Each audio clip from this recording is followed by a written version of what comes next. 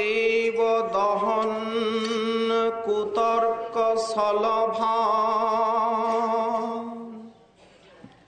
কোটিন্দু সংশীতল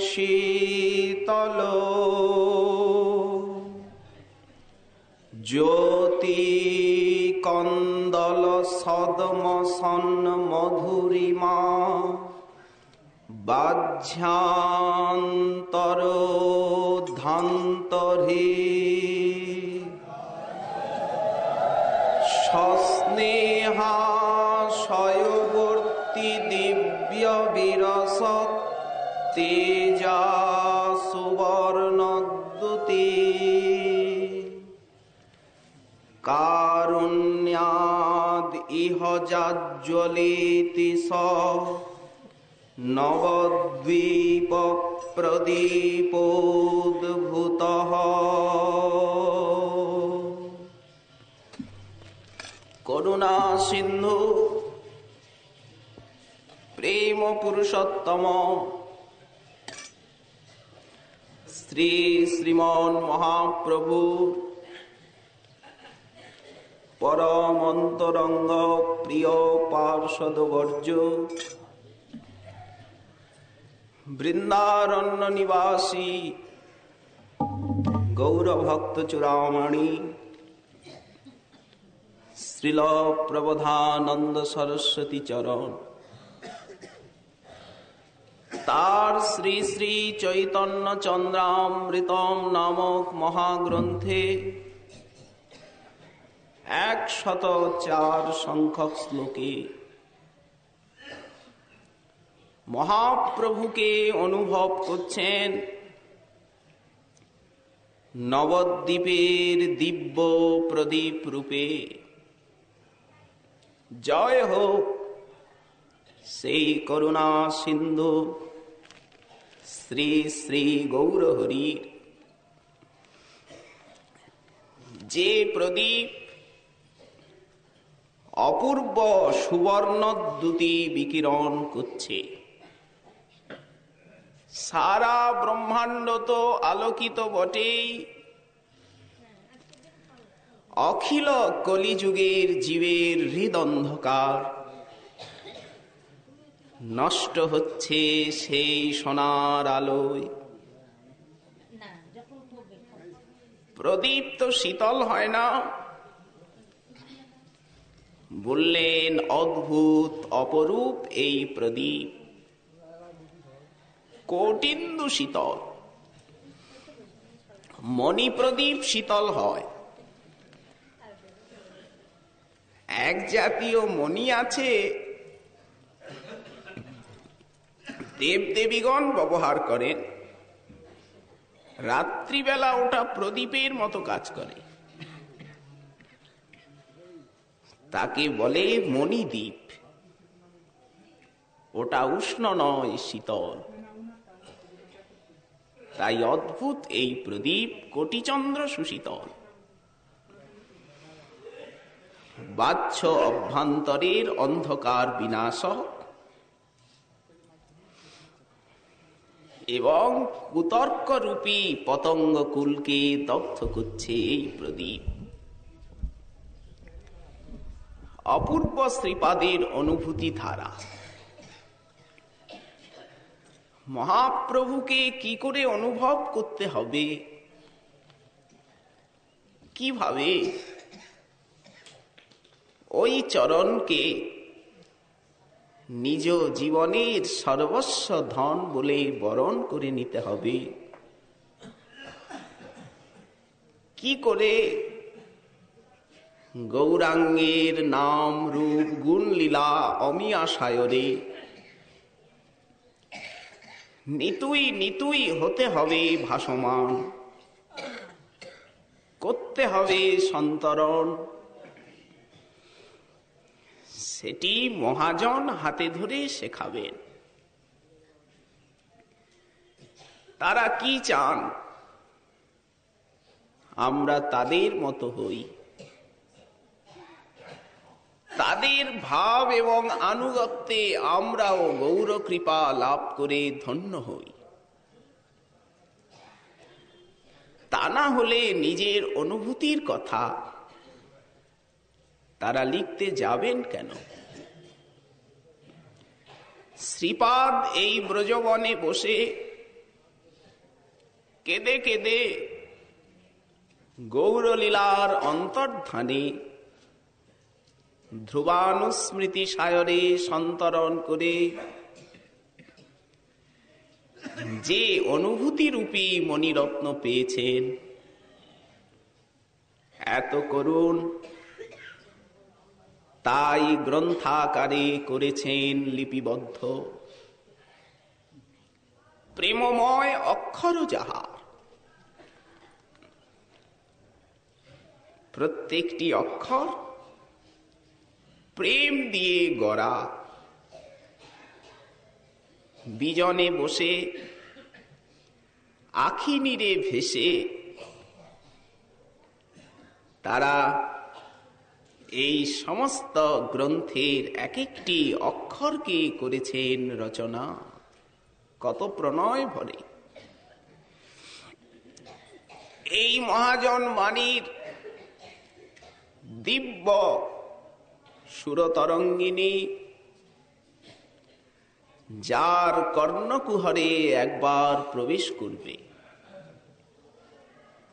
এই যে সঙ্গীত লহরী, মুঞ্ছনা, মূর্ছনা, রসের সুর, সেই রসরাজ্যের অলকানন্দা। জগতের জড়সঙ্গীত আপনার কাছে হয়ে যাবে তুচ্ছ। যখন মহাজনের এই অনুভূতিময়ী বাণী কানে ঢুকবে, জগতের সেই সঙ্গীত আপনার কাছে হয়ে যাবে ফ্যাকাশে।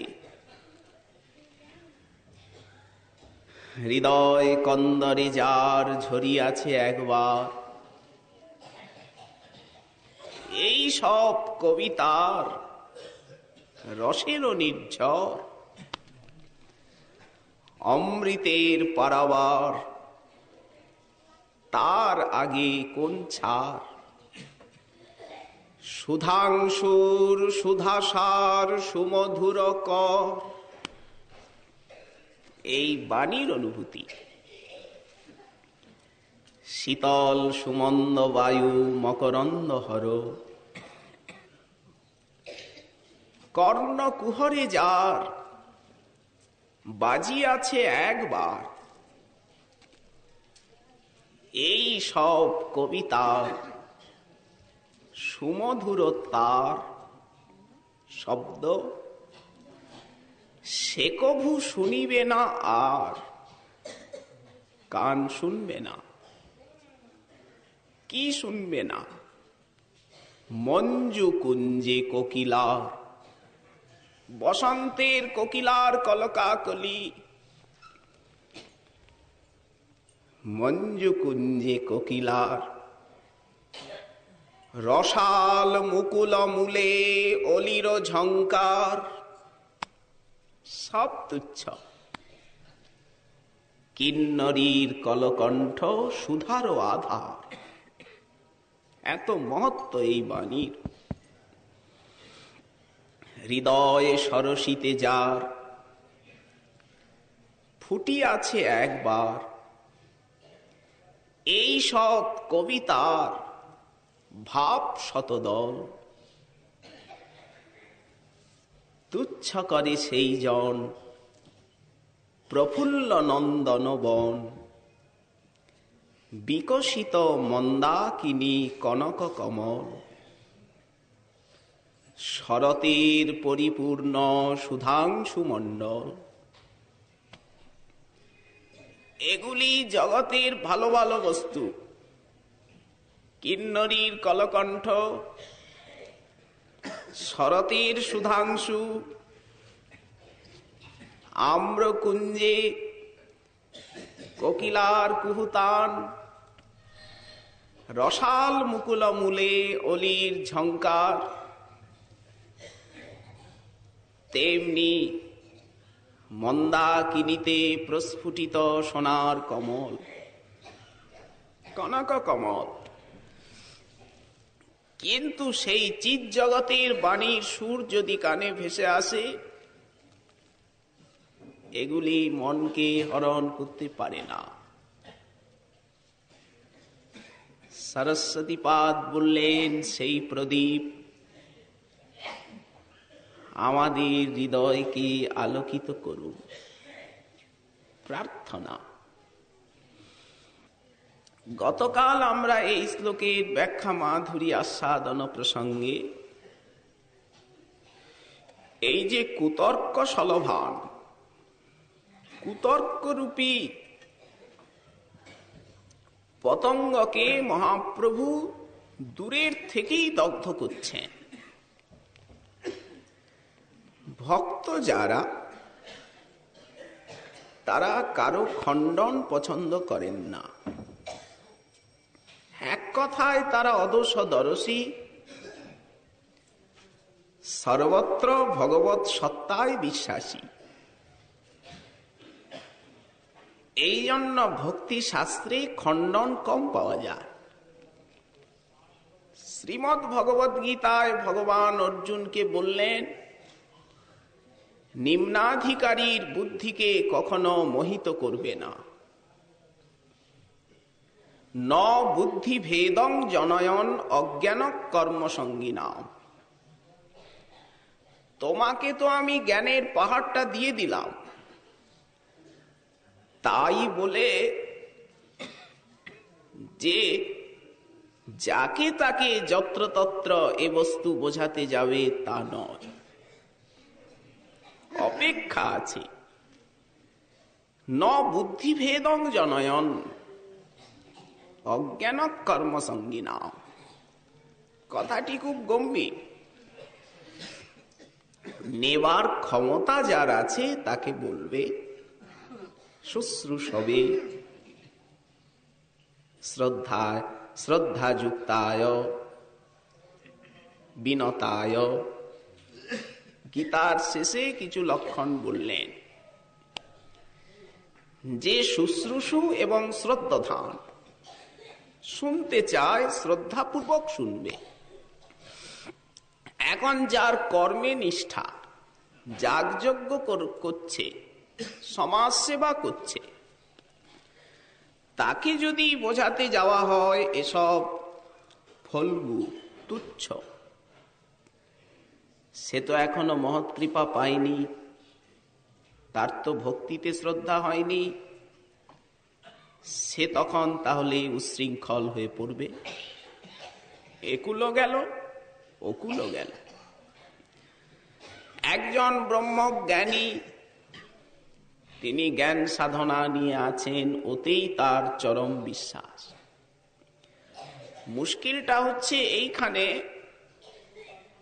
যে যেটাকে ধরেছে সে সেটাকেই সার বলে মনে করে। এই জায়গাটি মুশকিল।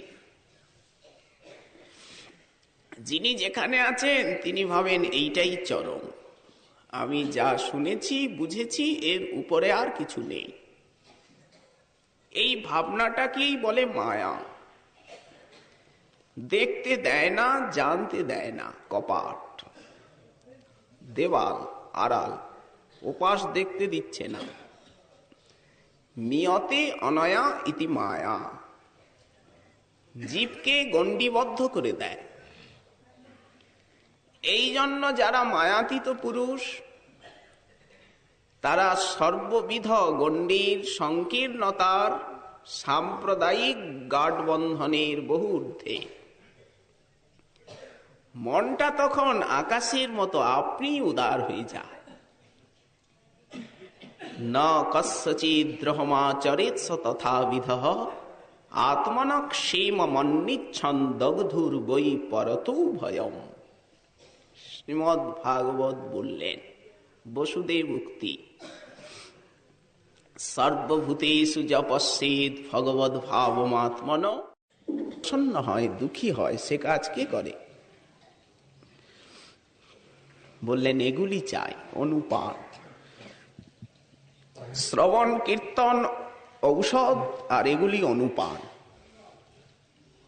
ভালো কাজ করবে। পথ্যটা যদি ঠিক হয়, অনুপানটা ঠিক হয়। উৎসাহাৎ, নিশ্চয়াৎ, ধৈর্যাৎ, তত্তৎকর্ম প্রবর্তনাৎ, সঙ্গত্যাগাৎ, শতবৃত্তে, ষড্ভীর ভক্তি প্রসিদ্ধতি। এই ছয়টিতে ভক্তির খুব উল্লাস, অভিবৃদ্ধি। উৎসাহ, প্রথমেই গোস্বামীপাদ বললেন, সব বিষয়ে উৎসাহ। উপনিষদের সেই ঋষি বাণী, নায়মাত্মা বল হিলেন লভ্য। দৈহিক বল চাই, বৌদ্ধিক বল চাই, মানসিক বল দরকার, আর্থিক বল প্রয়োজন, চারিত্রিক বল অপরিহার্য। কারণ কোন বলের অভাব হলেই ওই জায়গাটা ছিদ্র হয়ে যাবে, ওই ছিদ্র দিয়ে মায়া ঢুকবে। যেমন জল, একটা পাত্রে যদি স্বল্প ছিদ্র হয়, জল চোয়াতে থাকে, চোয়াতে চোয়াতে চাপে চাপে ছিদ্রটা বড় হয়ে যায়। ছিদ্রেষু অনর্থা বহুলী ভবন্তি, নীতিশাস্ত্র বলেন। উৎসাহ, ভজন আমায় করতে হবে, জানতে হবে, ভক্তি পথে এগোতে হবে, নিরপরাধে এই পথে চলতে হবে। এই যে একটা আত্মিক বল, এরই নাম উৎসাহ।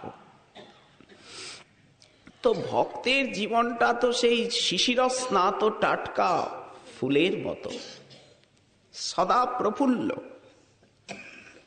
শরণাগতির প্রভাবে ভক্ত সবসময় নির্ভীক। দৃষ্টান্ত মহারাজ চিত্রকেতু। পার্বতী দেবী শাপ দিয়ে দিলেন, তুমি মহাদেবের দোষ দেখলে? ওই যে দেবীকে কোলে নিয়ে উনি হরিকথা বলছিলেন, চিত্রকেতু বললেন, আপনি নিবৃত্তি মার্গের উপদেশ দিচ্ছেন, তো পত্নীকে একটু কোলের থেকে নিচে নামিয়ে রাখলে এখন ক্ষতি কি? সব ঋষি সমাজে বসে দেবী ক্রুদ্ধা হলেন, উনি তো কিছু বললেন না,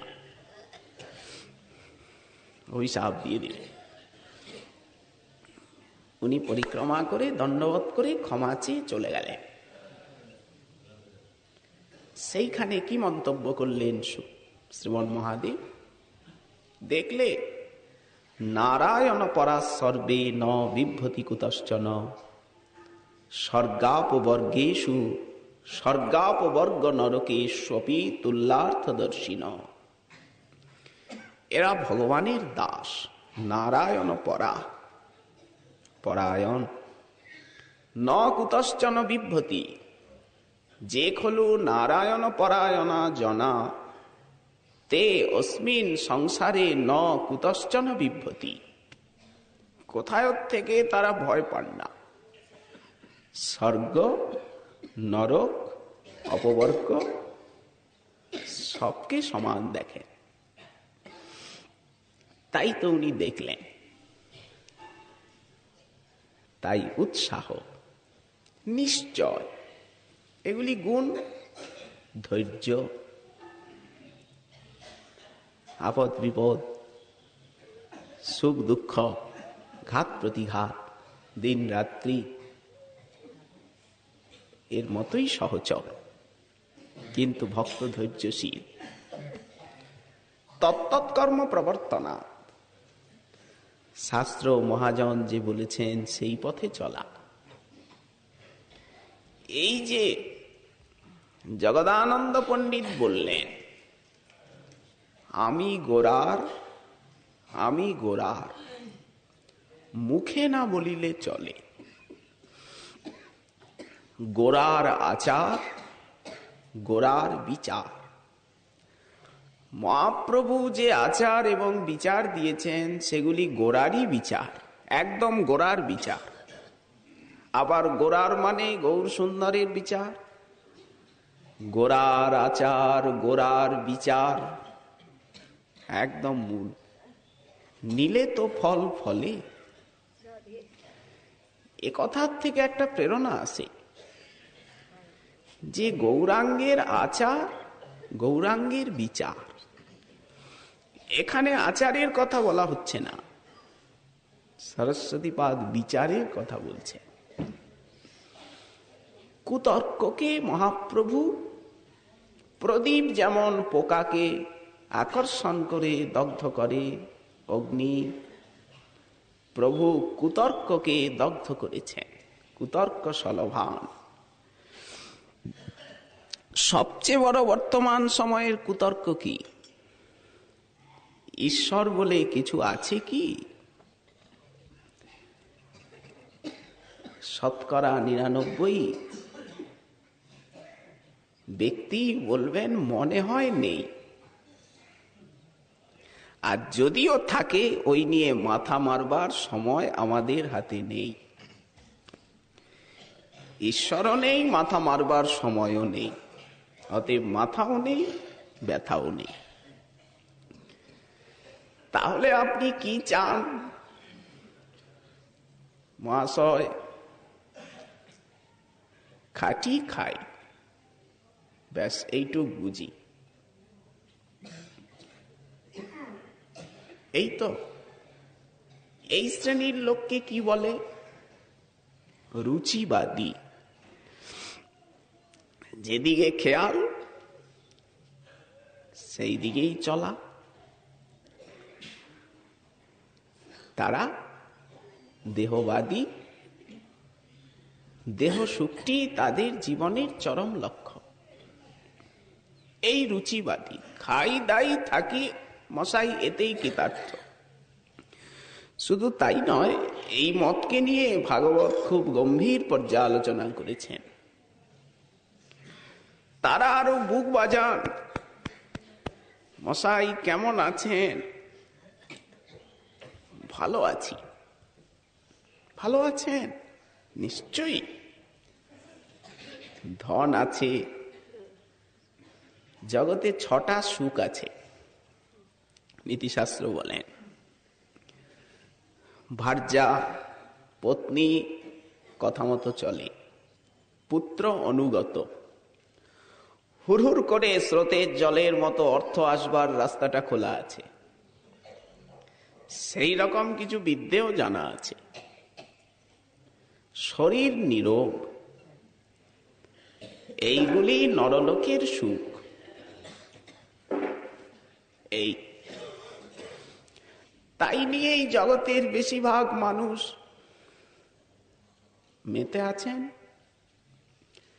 এদেরকে বলা হয়েছে রুচিবাদী। যা ভালো লাগে, এখানে বিচার নেই, যখন যা কিছু ভালো লাগে তারা তাই করেন। একদল লোক আরেকটু উন্নত, তাদের হয়তো খেয়ে দেয়ে একটু সময় আছে, তারা একটু যুক্তি ভালোবাসেন যে ঈশ্বর বলে কি কিছু আছে কি নেই। প্রথম শ্রেণীর লোক তারা তো বুড়ো আঙ্গুল দেখিয়েই দিয়েছে ঈশ্বরকে, কিছু নাই। দ্বিতীয় শ্রেণীর লোক তারা কিন্তু কিন্তু করছে, যুক্তিবাদী এদেরকে বলে। তারা বলেন ওই খেয়ে দেয়ে কাজ নেই, সূর্যটা কত কোটি কিলোমিটার হবে, লম্বা চওড়া দৈর্ঘ্য প্রস্থ ইত্যাদি নিয়ে তারা মাথা ঘামান।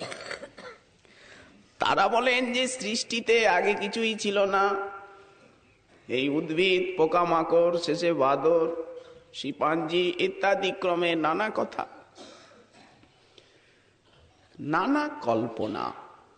পৃথিবীর আয়ু কতদিন হবে?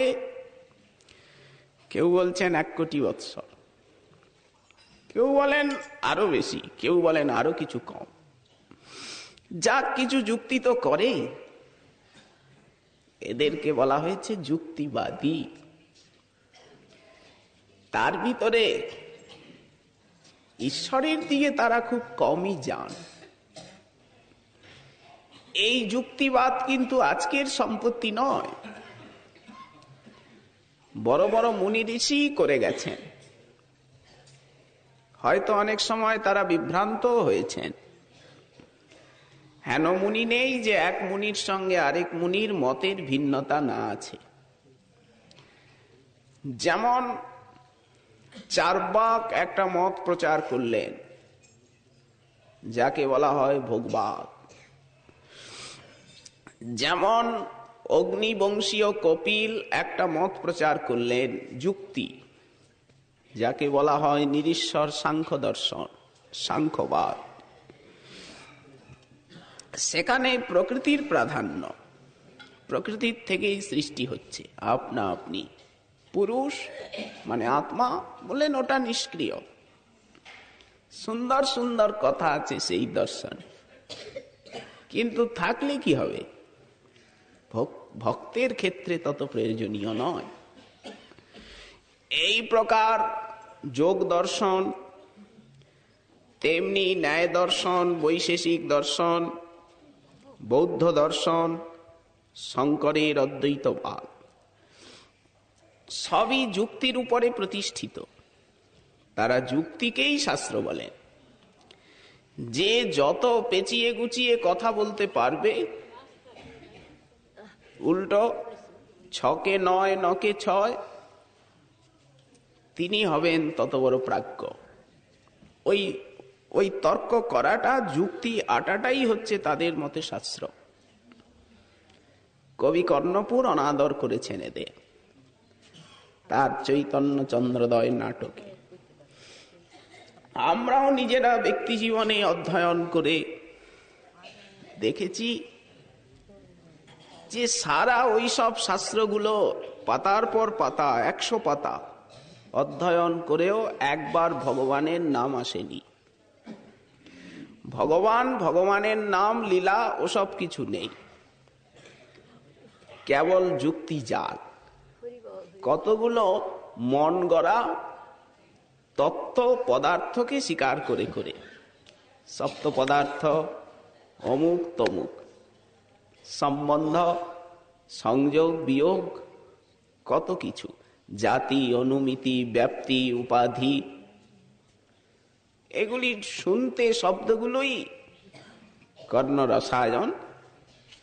আসলে কিঞ্চিত জ্ঞানের অভিবৃদ্ধি হলেও পরমার্থ পথে এদের তেমন কোনো ভূমিকা নেই। সব দর্শনগুলি পঙ্গু, কেউই ভগবত দর্শন করাতে সমর্থ নয়। ওদের নাম বটে দর্শন, দর্শন নামের ব্যুৎপত্তিও চমৎকার, যার দ্বারা দেখা যায়, যা দেখিয়ে দেয়, যার দ্বারা দৃশ্যবস্তুর বিলোকন হয়, সেটাই দর্শন।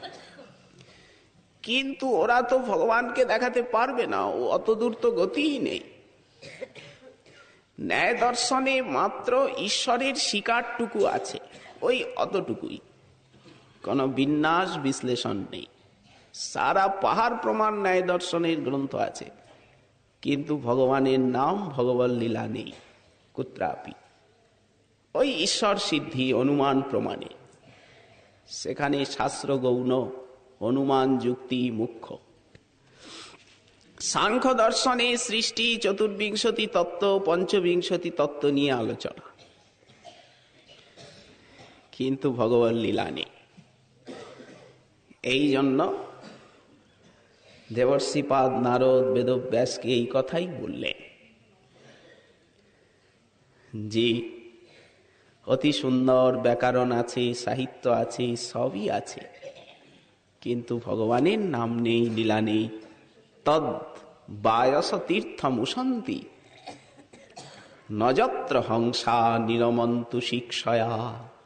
ওটা তো কাকের গর্ত, যেখানে উচ্ছিষ্ট পাতাগুলো ফেলে দেওয়া হয়, ওখানে কাক ঘুরে বেড়ায়, কাকা কাকা করে, স্থানটা অপবিত্র। ওখানে কি কোনো সদাচারী ব্যক্তি যান, যেটা উচ্ছিষ্ট গর্তটা? ঠিক সব শাস্ত্র পঙ্গু। গোবিন্দ বিন্দমানাং ভগবতী ভবতী নচিত ব্রবাণী। ভারতী যদি গোবিন্দকে না বর্ণন করেন, ভারতী নিষ্ফল হয়ে যান। সরস্বতী ক্ষুণ্ণা হন যে হায়, আমাকে ভগবত বিষয়ে লাগালো না। এই জন্য যুক্তিবাদী যারা, তারা তো পাহাড় প্রমাণ একটা যুক্তি তুলে দিলেন, আরেকজন এসে ওটাকে চিৎ করে দিলেন, বললেন ওসব ঠিক নয়।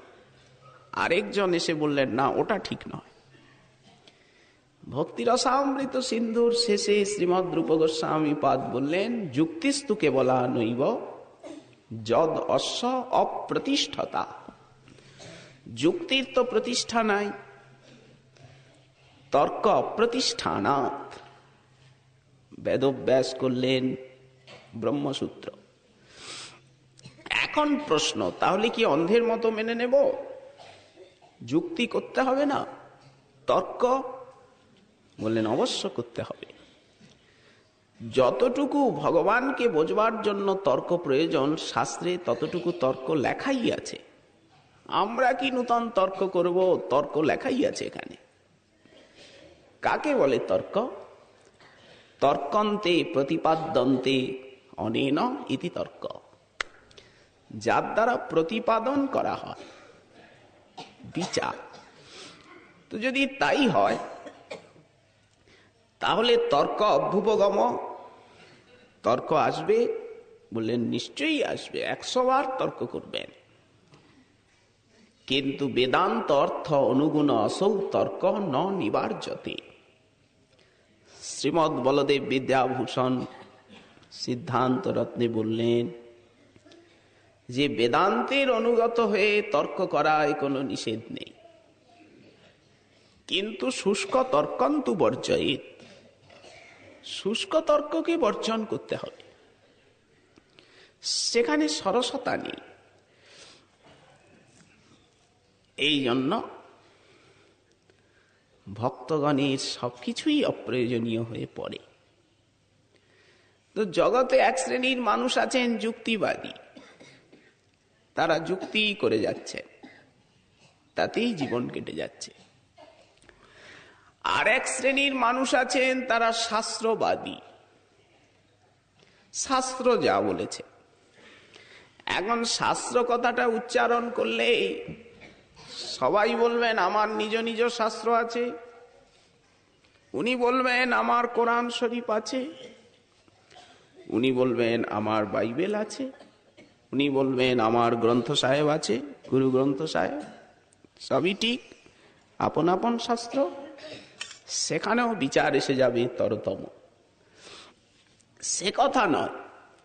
এক শ্রেণীর মানুষ আছেন শাস্ত্রে অন্ধবিশ্বাসী, যার কথাটা তো ভালোই যে শাস্ত্রবাদী, শাস্ত্র মানেন, আস্তিকই বটে, নাস্তিক নন। যারা শাস্ত্রবাদী তারা আস্তিক। আস্তিক মানে আছে, আছে কিছু, অস্তিতি আস্তিক। আর নাস্তিক মানে নাই, নাই, কিচ্ছু নাই, তাদের বলে নাস্তিক। তো এখন তবে হ্যাঁ, একটা জিনিস আছে, অন্ধবিশ্বাস। শাশুড়ি মা বলছেন বৌমাকে যে আমার যখন বিয়ে হয় তখন দেখেছিলাম যে উনি সেই ছাদনা তলাতে একটা বিড়াল চাপা দিয়ে রেখেছিলেন। আসলে তখন বাড়িতে বিড়াল ছিল, ম্যাউ ম্যাউ করছিল, ওটা এটাই মুখ দেয়, দাও চাপা। তো এখন পরে যখন আবার বিয়ে হচ্ছে তখন আর বাড়িতে তো বিড়াল নেই, কিন্তু তথাপি দেখে রাখা আছে। বললেন নিয়ে এসো, কার বাড়ি বিড়াল আছে, একটা আমাদের নিয়ম আছে, বিয়ের সময় ওটা চাপা দিতে হয়, ওখানে করুক ম্যাউ ম্যাউ। একে বলে অন্ধবিশ্বাস, বিড়াল চাপা দেওয়া। চলে আসছে, মান্ধাতা আমলের থেকে চলে আসছে। কেন, কি রহস্য কি?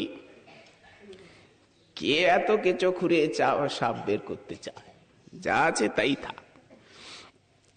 এই জাতীয় অন্ধবিশ্বাসকে যুক্তিবাদীগণ নিশ্চয়ই প্রশ্রয় দেবেন না। তবে হ্যাঁ, শেষে তাহলে শ্রেষ্ঠ কারা হলো? বললেন যারা শাস্ত্রবাদী সঙ্গে সঙ্গে যুক্তিবাদী, শাস্ত্রের প্রতিটি কথাকে যুক্তির সঙ্গে সমন্বয় করে নেয়। একটা সমন্বয় শব্দ আছে। শাস্ত্রের প্রতিটি কথাকে যিনি ভজন করবেন তিনি সমন্বয় করে নেবেন, ভজনের সঙ্গে অনুভবের সঙ্গে চিত্তে দৃঢ় করে বসিয়ে নেবেন, তখন হবে নির্ভুল। আচ্ছা, কোনটা ঠিক কোনটা বেঠিক এ কথা কে বলবে? এ বিচার করতে গেলেও তো নানা বিভ্রান্তি। এই জন্য প্রমাণ মানা হয়। কতগুলি প্রমাণ আছে যার দ্বারা নিরূপণ করা হয় তাকে বলে প্রমাণ। তো দেখেছি আমি সেদিন, এইটা চোখে দেখেছি, নিজের কানে শুনেছি, একে বলে প্রত্যক্ষ প্রমাণ। যেটা আমরা দেখেছি, শুনেছি, বুঝেছি, এটা আবার 6 প্রকার প্রত্যক্ষ প্রমাণটা। ওই যে পাহাড়ে যখন ধুঁয়ো দেখছি তখন ওখানে আগুন আছে, ধুঁয়ো দেখে অগ্নির অনুমান, একে বলে অনুমান প্রমাণ। যেমন আমরা অনেক কিছুতে অনুমান করে নিই। একটা আছে ইতিহাস, ঐতিহ্য যাকে বলা হয়, চিরাচরিত হয়ে আসছে রামায়ণ মহাভারতে আমরা শুনছি এমন, এই ইতিহাস বা ঐতিহ্য। আরেকটা জিনিস আছে শাস্ত্র প্রমাণ, বেদ উপনিষদ সাক্ষাৎ সেই পরম পুরুষের বাণী। নিঃশ্বসিতম এতদ যদ ঋগ্বেদঃ যজুর্বেদঃ অথর্ববেদঃ মহাপুরুষস্য নিঃশ্বসিতানি এতানি সর্বাণি। এই তো বলা হলো পরম পুরুষের বাণী, এই জন্য অপৌরুষেয়। যেমন শঙ্খটা তো হার, একটা প্রাণীরই তো। শঙ্খটা এত শুদ্ধ কেন? অন্য কিছুর হাড়গোড় অস্থি অপবিত্র, কিন্তু শঙ্খটাও তো একটা প্রাণীর অস্থি, জলজন্তুর, তাহলে ওটা শুদ্ধ কেন? রাস্তায় অন্য প্রাণীর বিষ্ঠা পাড়ালে পা ধুতে হয় কি কাপড় ছাড়তে হয় কি স্নান করতে হয়, আর গোবরকে এত পবিত্র মানেন কেন? ওখানে নাকি লক্ষ্মীর আবাস গোবরে। বললেন এ বিষয়ে শাস্ত্রই প্রমাণ, শাস্ত্রে এমন বলা আছে। এই জন্য অচিন্ত যে বিষয়গুলি নস্তাংস তর্কে ন যৌজয়ে, এক্ষেত্রে তর্ক নয়। শেষে শ্রীমৎ জীব গোস্বামী পাদ তার সর্বসম্বাদিনীর প্রথমেই এই প্রমাণ এবং শাস্ত্র নিয়ে আলোচনা করেছেন। আগে প্রমাণকে স্থাপন করে শেষে শাস্ত্র প্রমাণ সর্বোপরি শাস্ত্রকে স্থাপন করলেন। অনাদি অপৌরুষেয় যে বেদবাণী। তো গৌড়ীয় বৈষ্ণবগণ তো ঐকান্তিক ভাবে শাস্ত্রবাদী। মহাজনের যেই পথ তাতে হব অনুরত, পূর্বাপর করিয়া বিচার। তবে ঠাকুর মহাশয় একটা বিচার শব্দ বললেন, বিচারটা করতে ছাড়া হবে না, কিন্তু এতে শ্রদ্ধা দৃঢ় হবে। শেষে গোস্বামীপাদ বললেন শাস্ত্র আবার 2 প্রকার, এক সগুণ এক নির্গুণ। যে শাস্ত্রে এই জগতে ঘোরার পথই বলে দেওয়া আছে, যাগযজ্ঞ করো, দান পুণ্য করো, তপস্যা করো, তীর্থাটন করো, ঘোরো, এই চাকার মধ্যেই ঘুরতে হবে। পুনরপি জনমং পুনরপি মরণং পুনরপি জননী জঠরে শয়ন। এইটাই তো সংসার। সংসরতি সম্যক সরতি গচ্ছতি ইতি সংসার। এই চাকার ভিতরেই ঘোরা। কিয়ে মনুষ্য পশু পাখি কিয়ে জনমিয়ে, উপর নিচ গতি। যে শাস্ত্রের দ্বারা এই গতির গণ্ডির ভিতরেই অবস্থান, সেগুলো সগুণ শাস্ত্র। বেদ প্রায় অনেকাংশে সগুণ। এই জন্য শ্রীমদ্ ভগবদ গীতায় উনি বলে দিলেন, ত্রৈগুণ্য বিষয়া বেদাহা নিস্ত্রৈগুণ্য ভবার্জুনঃ নির্দ্বন্দ্ব নিত্য সত্যস্থ নির্যোগ ক্ষেমমাত্মবান। গোস্বামীপাদ বললেন এই সগুণ শাস্ত্র আবার 3 প্রকার: সাত্ত্বিক, রাজসিক, তামসিক। এই যে পুরাণগুলি আছে, পুরাণ উপপুরাণ, বেদের বহু অংশ সগুণ। এইবার পুরাণের ভিতরেও বহু পুরাণ সগুণ।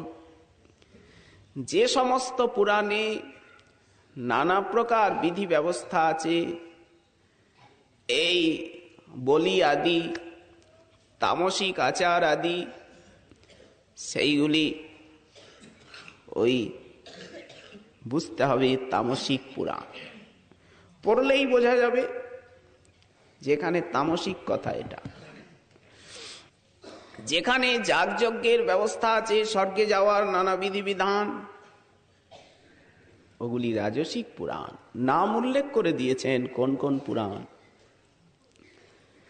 আর যেখানে ভক্তির কথা আছে, বিষ্ণু তত্ত্বের মহিমা, যেখানে এই সংসার কারাগারের বাইরে যাওয়ার কথা বলা আছে, সেটি সাত্ত্বিক। তারা কারা? বললেন এই এই পুরাণগুলি। তা এখন পুরাণে পুরাণেও বিবাদ আছে। কোন পুরাণ বলছেন শক্তি শ্রেষ্ঠ, এই যা দেবী সর্বভূতেষু শক্তি রূপেণ সংস্থিতা নিদ্রা রূপেণ সংস্থিতা মেধা রূপেণ বুদ্ধি রূপেণ ইত্যাদি নানা রূপেণ। ওটাও তো মার্কণ্ডেয় পুরাণের চণ্ডী। কিন্তু ঠিক একটু বিচার আছে, আংশিক সত্য। কোন পুরাণে মহাদেবের প্রাধান্য, উনি সব। সেখানে দেখাচ্ছেন যে ব্রহ্মা বিষ্ণু ওই মহাদেবেরই অনুগত। তাহলে এটা ভুল। বললেন না, মহাদেবের সঙ্গে প্রিয়তায় অভেদ, হরিহর একাত্মা। আবার সেই শাস্ত্রেই বলছেন যে বিষ্ণুর সঙ্গে অন্য দেবতার সমতা চিন্তন অপরাধ। আবার ওই শাস্ত্রই 10 পাতা পরে গিয়ে বলছেন যে হরিহর একাত্মা। সাধারণ মানুষ ঘোল খেয়ে যাবে।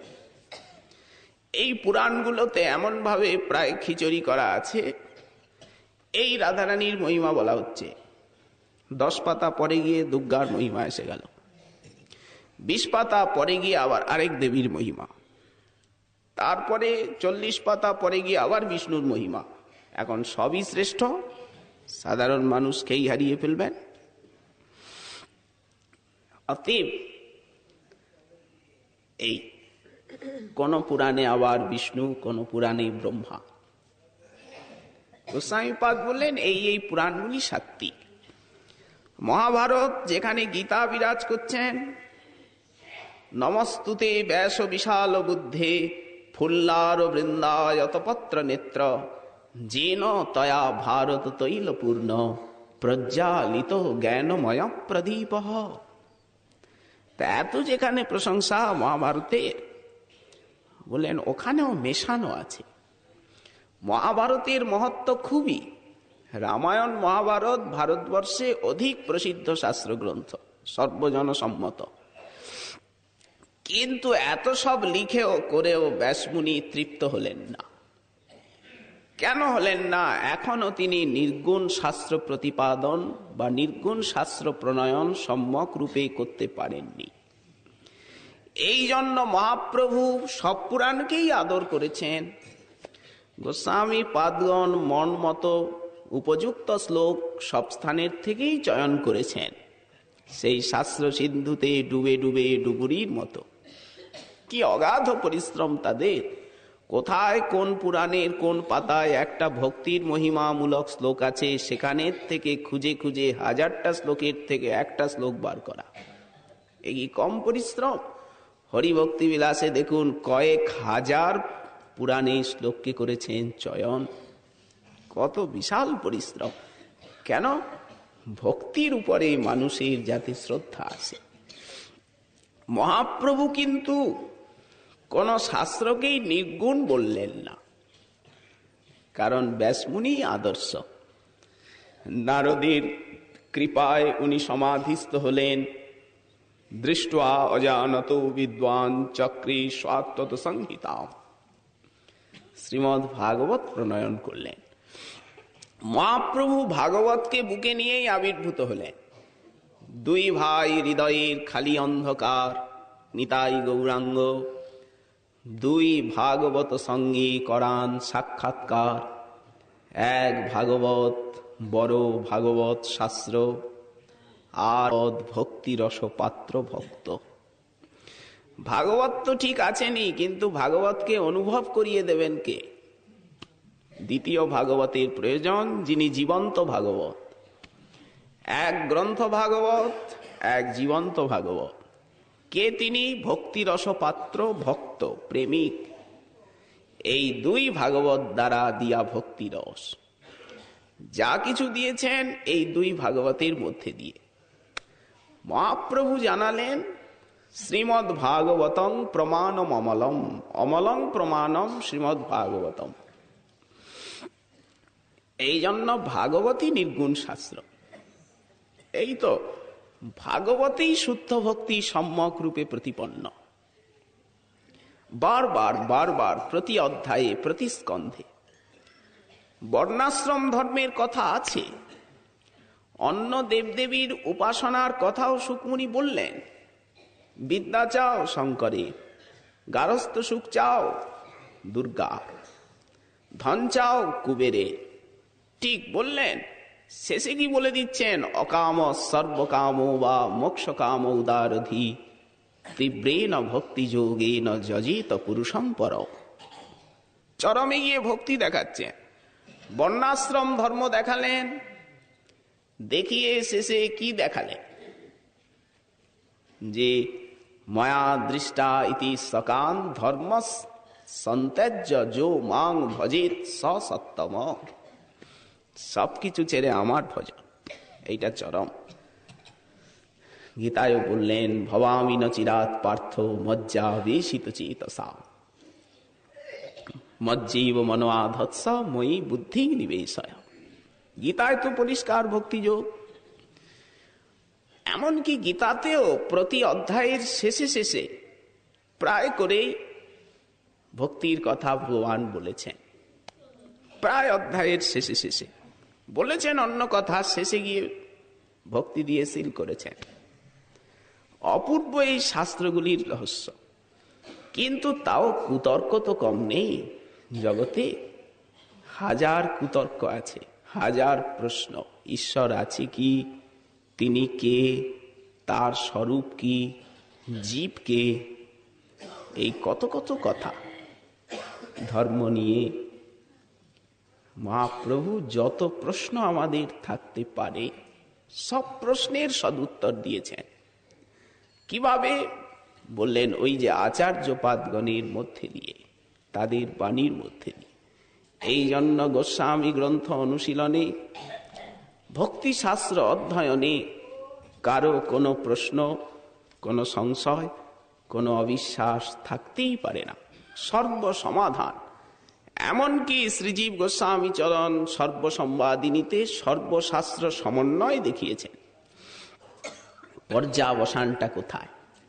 ওই যে ভাগবতী ব্রহ্মা তিনবার সমাধিস্থ হয়ে সার নির্ণয় করলেন সমগ্র বেদে, ভগবানই যে অমলা ভক্তি যাতে হয়, সেই সূত্র নিয়ে শ্রীমৎ জীব গোস্বামী চরণ তিনি সর্বশাস্ত্রের একটা সমন্বয় দেখালেন। কোন শাস্ত্রকেই আপনি অবহেলা করতে পারবেন না, একটা সমন্বয় আছে। কি সেটা? মহাপ্রভু যে ওই কুতর্করূপী সব সলভ অর্থাৎ পতঙ্গকে করেছেন দগ্ধ। আগে তো ওটাকে দূর করতে হবে, তারপর তো শুদ্ধ ভক্তির আলো। শ্রী সরস্বতী পাদ অপূর্বভাবেই বর্ণন করছেন। শ্রীমন মহাপ্রভুর কৃপা হলে আগামীকাল আবার এই বিষয়ে আস্বাদনের আকাঙ্ক্ষা রইল। আজকে আমাদের শ্রী শ্রী চৈতন্য চন্দ্রামৃতম কথা এইখানেই বিশ্রাম।